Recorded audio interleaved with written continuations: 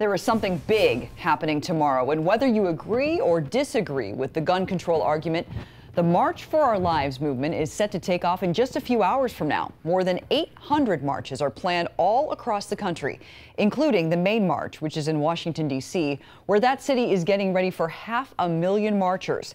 And this was all started by the students of Stoneman Douglas High School. Crews spent today getting the march route ready along Pennsylvania Avenue. Lyft is offering free rides around the city for those attending that march. Thousands of kids have arrived from as far away as California. That includes students from here in the Bay Area, and there are hundreds more getting ready for local marches in Tampa, St. Pete, Bradenton, Sarasota, and Lakeland. But what happens once the marches are over? Nightside reporter Josh Dorowitz asked local students how they plan to turn their talk into action. Is it a movement or is it just a moment? The students I talked to say that they want people to know that what they are doing is much bigger than just one day. We want politicians to see us and know that we're not as ignorant as a lot of people choose to think we are. On a Friday night, these students stayed in, making posters for a march, making a point they hope lasts. What we can do is reach out to our politicians, and especially for students, register to vote.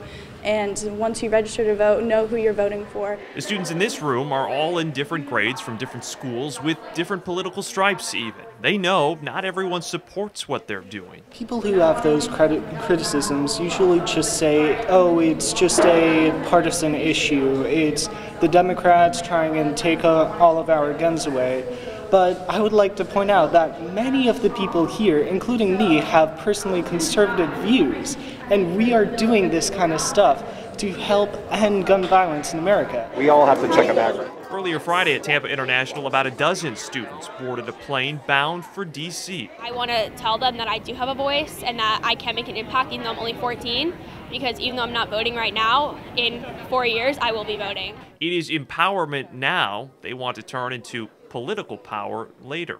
I really hope that more students will feel like they have the ability to be politically involved. We're students fighting for the rights of all Americans so that we don't get shot. For Christ's sakes.